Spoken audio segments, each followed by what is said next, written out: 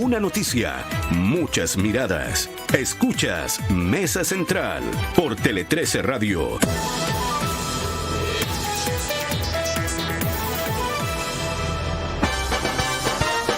ISA Intervial, conexiones que inspiran, y Bodega San Francisco piensa en grande. Presentan el Rat Pack, la mesa de editoras esta mañana acá en Mesa Central, lunes, con Angélica Bulnes. ¿Cómo estás, Coneja? Buenos días. Buenos días. Y con entrevista hoy tenemos el privilegio de contar, por fin. Decidió venir, impresionante. La directora de la Escuela de Gobierno de la Universidad Católica, Andrea Repeto, está con nosotros. Andrea, ¿cómo estás? Buenos días. Hola, muy buenos días. Le ponen color. Ahora, decidió venir solo porque nos toca el panel de política pública, pues si no, no viene. Y porque ya mandó a todos sus profesores. Ya mandó a todo el mundo. Como no quedaba ninguno, vino Andrea Repeto, que viene a hablar del panel de políticas públicas que hace la Escuela de Gobierno de la Católica con la colaboración de Diario Financiero y Tele 13 Radio, donde se hace una pregunta a un panel de expertos cada mes. Exactamente. Y la pregunta es algo que preocupa mucho a Andrea Repeto. Es un tema que ha estado muy preocupada. Y la pregunta es: ¿el proyecto de Sala Cuna para Chile debería permitir la participación de jardines infantiles con y sin fines de lucro? Entonces, yo creo que esta es una pregunta que requiere un poco de explicación, Andrea. ¿Por qué estamos hablando otra vez de lucro? Y muy buen punto, porque eso es exactamente donde queríamos apuntar con la pregunta. Te vamos a invitar al panel para que conteste y ponerle un poquito de conflicto de interés a esta relación.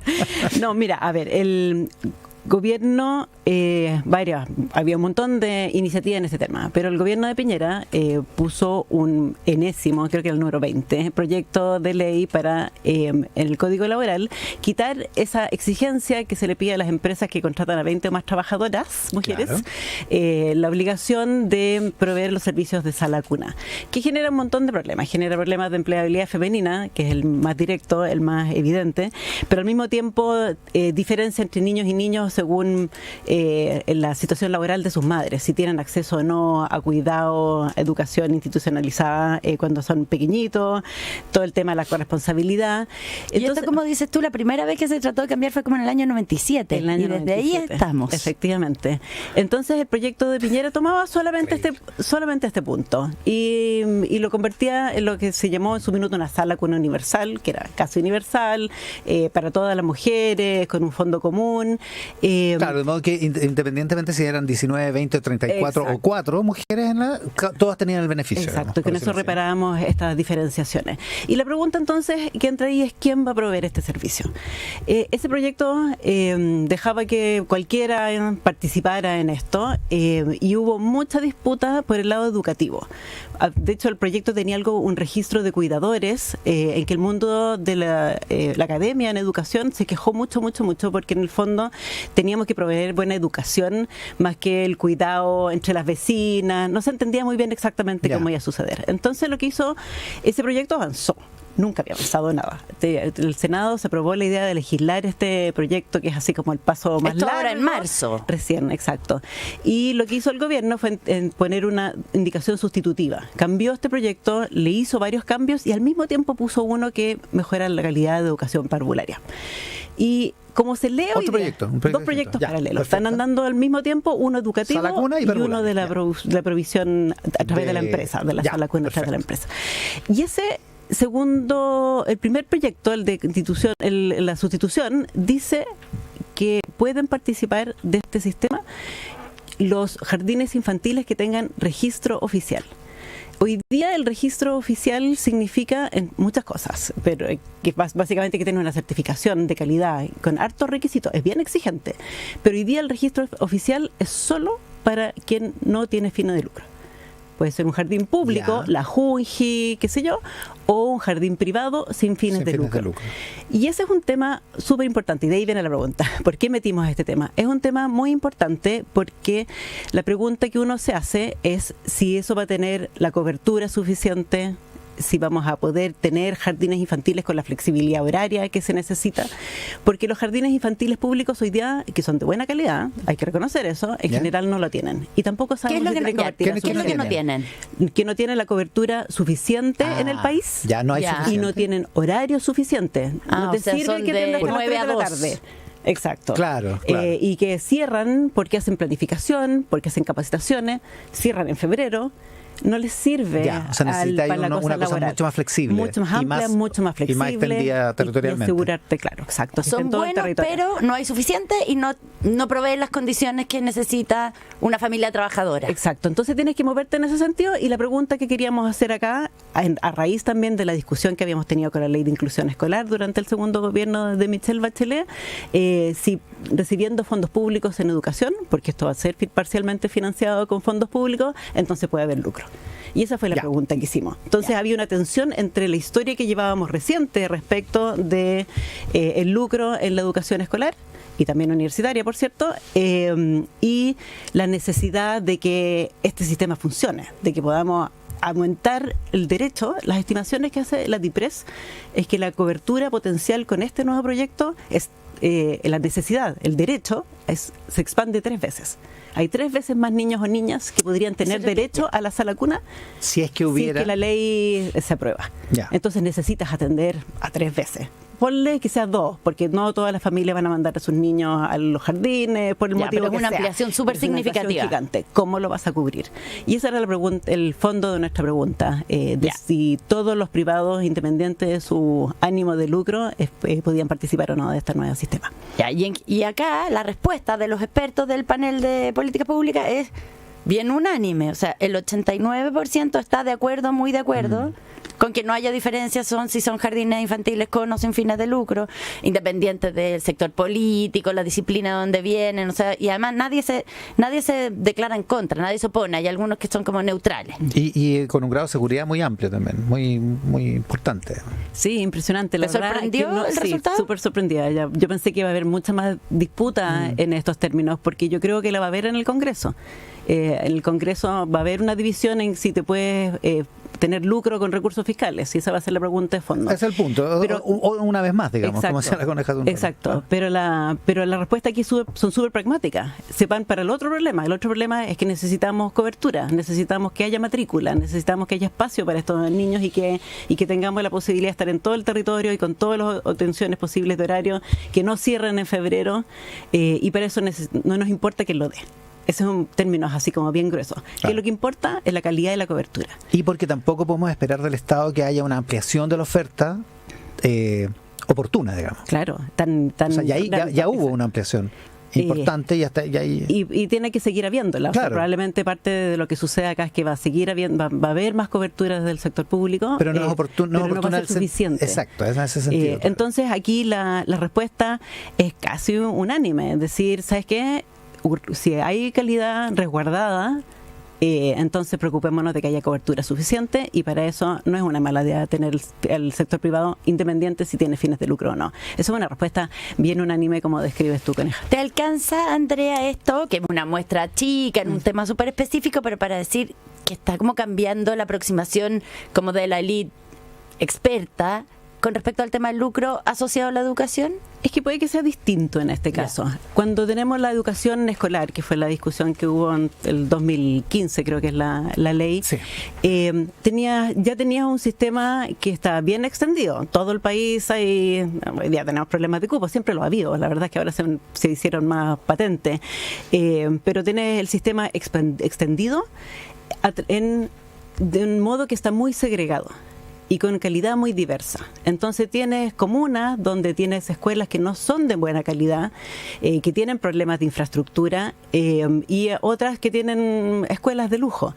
Entonces cuando tú tienes este ánimo de lucro en que se van a ir probablemente hacia donde se puede pagar más, vas a dejar botados a muchos lugares. Y hay la diversidad de calidad de las escuelas es muy grande. Aquí vas a construir algo en que ya hay un sistema de registro de la calidad que, como les decía recién, es súper exigente. La mitad de los jardines infantiles no lo cumple, y habría que revisar por qué no lo cumple, porque necesitamos que aparezcan y que ofrezcan estos servicios. Entonces, y aquí la segregación debiera ser menos importante, porque no solamente puedes mandar a tu hijo al jardín infantil cerca de tu casa, lo puedes mandar cerca de la pega, y ese es otro barrio. Entonces yo tengo la impresión de que el problema de fondo, que es la segregación, la diversidad de derechos que le estábamos ofreciendo, es uno muy buen derecho, otro no tan buen derecho, porque te cubría a alguien privado con fines de lucro versus un sector público súper rezagado. Entonces genera una diferencia muy grande para toda tu vida, de kinder a cuarto medio.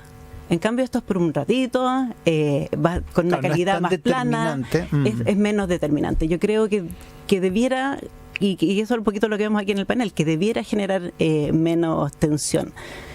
La va a generar, yo creo, de verdad. Hablemos, invítenme de nuevo cuando estén discutiendo, cuando esté en la tabla. Esto no está en la tabla todavía, que yo sepa, no sé qué fecha tiene. Porque claro, pero esto está en el Senado y solo se aprobó la idea de legislar, ¿no? Así es. Ya. Y se introdujo la indicación sustitutiva del gobierno. Exacto. Y el otro proyecto de manera paralela. Y esa es la pregunta. Esto se está tratando desde el año 97 de cambiar. Hay bastante acuerdo, así como en abstracto, de que se necesita ampliar el acceso a sala cuna por una serie de razones. Entre ellas las laborales, pero no solo las razones laborales y económicas. Y entonces, ¿qué pasa? ¿Es solo por un asunto de que es caro y requiere plata, o hay otros nudos que se han quedado atascados ahí? Siempre se había quedado atascado por la parte educativa, porque estos proyectos solamente hacían una indicación respecto de cuáles son las obligaciones de las empresas de proveer estos servicios. Había proyectos que decía todas las mujeres y todos los hombres, o las empresas grandes y chicas, qué sé yo, pero jugaban un poquitito con ese artículo, con el 203 del Código del Trabajo, y no iban más allá. Entonces, cuando el mundo educativo llegaba a preguntar, bueno, ¿y quién va a proveer este servicio? Es donde ahí se caía todo. Y las discusiones no avanzaban. Y la diferencia ahora... Una cosa, Andrea, el mundo educativo como en una... O sea, ¿por razones fundadas te parece a ti o como en una autodefensa? Como de grupo de interés. Bueno, en todas estas cosas siempre son una mezcla. Por cierto, yo te diría que desde el mundo académico educativo es una real preocupación por la calidad. Sabemos que una buena educación durante la primera infancia hace toda una diferencia a lo largo de la vida, pero una mala educación durante la primera infancia también hace una diferencia a lo largo de toda la vida. Entonces había un derecho muy crucial que resguardar. Y son guaguas. Entonces no es una guardería. Mira, los ejemplos que se dan son las cosas tremendas. Va a estar los niños colgando del piso 20 de la torre en no sé dónde, cómo nos aseguramos. Lo que vimos hace un par de semanas, digamos. Bueno, eso es un poquito una de las preocupaciones. Y el otro ámbito que también está en tu pregunta es, bueno, hay gente que ya está aquí y que quiere resguardar lo que hace.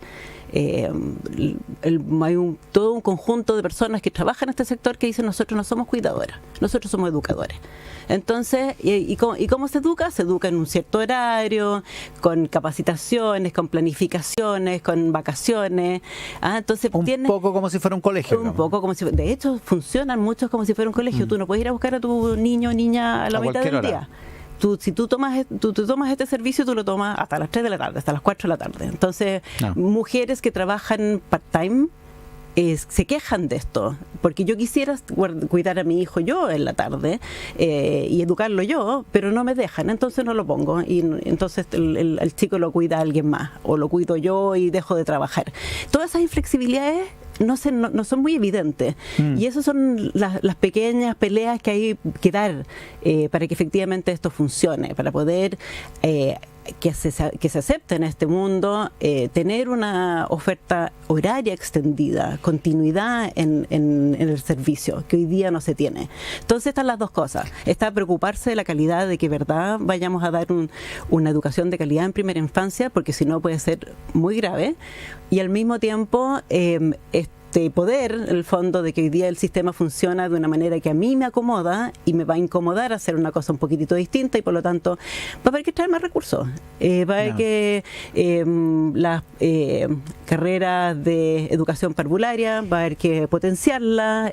Vamos a tener que hacer un trabajo que no es de corto plazo. Pero suena como un cambio más cultural, no es profundo, no es una revolución, digamos, pero hay un pequeño cambio cultural para terminar las inflexibilidades, pero no necesariamente desde el punto de vista del peligro, entre comillas, económico, porque va a haber más, entre comillas, también clientes, o sea, va a haber más guaguas, más niños para cuidar. Por lo tanto, pega va a haber, digamos. Claro. No es un problema de perder la pega, es un problema de que cambia la pega. No, claro, de que a mí me van a pedir algo distinto de lo que hago hoy día, y lo que hago hoy día está muy bien, porque es cierto, hay muchos jardines públicos en Chile que son de alta calidad, son muy buenos. Entonces, la preocupación de que eso se deteriore. Bueno, hay una esto del registro oficial, que también hay una versión para los jardines privados, revisa 3 ámbitos. Revisa lo educativo, revisa que efectivamente cuántos educadores hay por cada niño, por ejemplo. Revisa el material didáctico que tienen. Hay toda una parte de infraestructura, cuántos metros cuadrados tienen, qué capacidad tienen para mover a los niñas, qué sé yo, que muchos no se mueven por sí solos. Y luego toda la parte que es jurídica, que aquí es donde se caen muchos jardines. Para el registro oficial, parte de la parte jurídica es que tú no puedes tener fines de lucro. Pero, por ejemplo, también tienes que tener una capacidad de entregar este servicio en el largo plazo. Y eso significa que tú o eres dueño de este sitio y la infraestructura del inmueble donde estás, o tienes un arriendo de largo plazo. Hay muchas de las certificaciones que entiendo se caen justamente en este ítem, y eso no es un ítem que es calidad. Claro, necesita espaldas grandes, eso parece. Exacto, claro. Sí, y eso no necesariamente es que no tienen certificación porque son malos, no, porque no tienen un arriendo de 10 años, estoy inventando. Entonces hay una cosa como más burocrática. Claro, y este segundo proyecto, que es educativo, es una invitación también a revisar ese reglamento.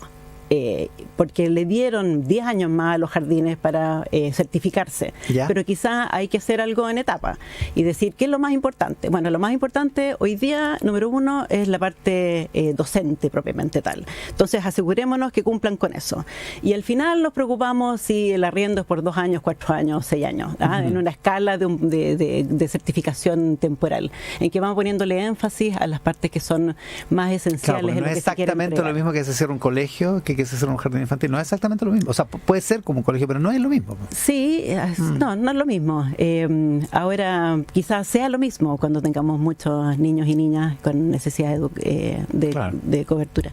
Andrea, porque estamos con Andrea Repeto, que es la directora de la Escuela de Gobierno de la Universidad Católica. Pareciera que por primera vez en harto tiempo este proyecto se está moviendo. O sea, se aprobó la idea de legislar y se introdujo una indicación sustitutiva del gobierno con distintos cambios y un proyecto paralelo que para resguardar el tema educativo. Porque además que hay un cierto escándalo porque esto se ha demorado tanto, ¿no? Y también porque además el presidente ahora en la misma cuenta pública habló de Chile Cuida, de cómo avanzar en un sistema nacional de cuidado, y bueno, la Sala Cuna Universal parece ser una piedra fundante de un sistema como este. Entonces, ¿te parece a ti que, la discusión que se está dando va en el camino correcto y que se abre una posibilidad real para que esto avance y se apruebe? Yo estoy generalmente no muy optimista de la política. En esto estoy relativamente optimista. Yo creo que hay de verdad intención de hacerlo, esta vez sí. El año pasado, en el Día de la Mujer, en el 8M, esto se anunció. Lo anunció el presidente Boric, y ese mismo día se cayó el pacto tributario, creo que se llamaba en ese entonces. Sí, ese mismo día se cayó. La reforma tributaria. 8 de marzo de 2023. Exacto. Ese mismo día, en la mañana, justo antes lo había anunciado el presidente Boric de que iban a tomar este tema. Y en la tarde se rechazó la idea de legislar. Y se cayó. Y lo que sucedió entre medio es que en el Senado, que entonces era presidente de la Comisión de Educación, el senador García Ruminó empujó esta idea de que tenían que votar la idea de legislar, al menos votar la idea de legislar, y de esa manera empujar al gobierno para tomar esto, y el gobierno lo tomó, o sea, se hizo cargo. El que avanzara la idea de legislar le daba un tiempo claro, porque el gobierno tenía un problema al interior, digamos, en el oficialismo. Claro, y esto lo obligó porque le da un tiempo máximo para poder entregar esas indicaciones sustitutivas, o si no el proyecto iba a avanzar como estaba. Entonces, de alguna manera se juntaron las cosas, hay ánimo desde el gobierno, hay ánimo también desde el Senado. Yo tengo fe. ¿Por qué no, digamos? Cambiamos de tema, ¿no? A propósito de cosas de las que puedes tener fe o no, Andrea Repeto, tu columna de ayer defendía, en el Mercurio, defendía con algún fervor, digamos, con el rigor intelectual que caracteriza a Andrea Repetto, la idea de que un sistema de reparto era la única solución posible en el tema de la reforma de pensiones. Y al mismo tiempo, en la tercera, Gonzalo Cordero, nuestro ex columnista, decía en una columna que no tenía que ver exactamente con pensiones, pero tenía este argumento entre las cosas que él considera que están mal en el Ejecutivo. Él dice, hay una reforma previsional que de aprobarse probablemente nos conducirá a alguna forma de reparto, negando el principio más básico de una sociedad de personas libres, la propiedad sobre el producto del trabajo. Esto es criticando a la derecha que está dispuesta a ceder en estas cosas. Eso es lo que es el punto de Gonzalo. ¿Qué te parece ese principio? ¿Te parece correcta esa afirmación? Bueno, tenemos muchos fondos comunes en este país. Es el fondo común de cesantía. Todos los empleadores cotizan desde nuestro salario a una cuenta individual y también un fondo común. Los fondos generales, los impuestos también son un fondo común. Tenemos un contrato social en el fondo en el que todos aportamos y la idea es que todos tengamos derecho a obtener beneficios de ahí si es que lo necesitamos. Entonces, si hacemos todo individual, cada uno se arregla con sus propias uñas y hay algunos que tienen las uñas más afiladas que otros. Suceden cosas a lo largo de la vida. Tenemos que tener las dos cosas. Lo que hacen toda esta cosa así como individual es que te da incentivos, porque dependo de mí. Entonces voy a querer cotizar más, qué sé yo. No todo el mundo puede cotizar. Una mujer que le pusieron su vivienda social en Lampa y tiene que cuidar, no hay incentivo que tú le pongas a que esa persona vaya a responder, porque el contexto de vida no se lo permite. Entonces tenemos que tener las dos cosas. En mi columna mi punto era un poquito distinto. Mi punto era que es más pragmático hacer las cosas a través de un fondo común que a través de la PGU, que a través de impuestos generales. Tiene ventajas. Con varios más argumentos. transparente. Es más transparente, le puedes poner incentivos, con la PGU no. Tienes muchas menos presiones políticas a un fondo común que a la PGU, porque la PGU es como plata de todos y plata de nadie. Entonces, pues cada vez que tú pongas un proyecto de ley en que se aumenten los fondos a la PGU, el Congreso, no importa de dónde sean, va a ser unánime. Te van a decir que sí. Lógico. La PGU fue así, la PGU tampoco tenía el financiamiento completo y las pensiones solidarias Bachelet también fue así, y todo lo que se hace como plata ajena, sacar la plata de los fondos de pensiones, todo es súper popular, entonces se vuelve costoso en el largo plazo, y tenemos, con la demografía que tenemos, con la esperanza de vida que tenemos, cada vez va a ser más difícil financiar estas necesidades que tenemos a través de fondos fiscales. Andrés, en tu columna tú planteabas al final que ayudaría mucho a alinear los astros en esto, es como ponerse de acuerdo en qué es lo que queremos en términos de, por ejemplo, qué tasa de reemplazo. Y yo miré y dije, en realidad, ¿desde cuándo estamos discutiendo la reforma de pensiones? ¿10, 12, 14, 15 años? O sea, el primer proyecto de Bachelet 2. Y todavía, independiente de los mecanismos y todo, pero todavía no tenemos ninguna clase de acuerdo sobre qué tasa de reemplazo queremos. Y entonces, ¿qué estamos legislando si no sabemos a dónde queremos llegar? Bueno, quizás estoy equivocada con mi queja cuando digo eso y se ha puesto de acuerdo y yo no lo he visto. Pero tengo la impresión de que estamos discutiendo los instrumentos y no discutiendo los objetivos. Claro. Creo que Guillermo Larraín lo dijo aquí en una entrevista, dijo alguna cosa así: ustedes díganme lo que quieran y yo le armo el mono técnico. Eso es lo que él dice, los técnicos somos capaces de hacer lo que la política se ponga de acuerdo para hacer. ¿Qué tasa de reemplazo, qué cotización, cuántos años? Y yo creo que eso es razonablemente cierto. Entonces, cuando el tironeo 6-0, 0-6, 3-3, 4-1, cada una de esas alternativas te da posibilidades distintas. Si vas a tener 3-3, es distinto lo que puedes hacer con 6-0.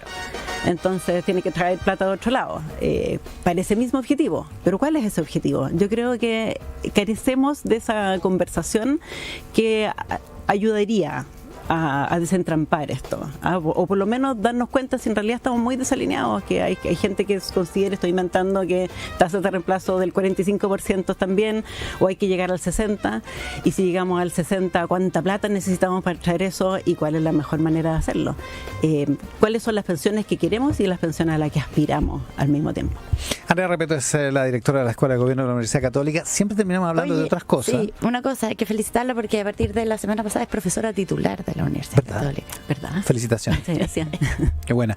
No solo es la directora de la Escuela de Gobierno y profesora titular de la Universidad Católica, sino que además la Escuela de Gobierno hace el panel de políticas públicas con el Diario Financiero y con Tele 13 Radio como asociados. Y la pregunta de este mes es lo que ha sido el origen de esta conversación. Andrea, muchísimas gracias por venir. Ahí será broma lo del principio. Gracias. Sí, yo sé que tú vienes. Me encanta que quieren que yo venga. Aquí vamos a estar atentos hoy, Angélica.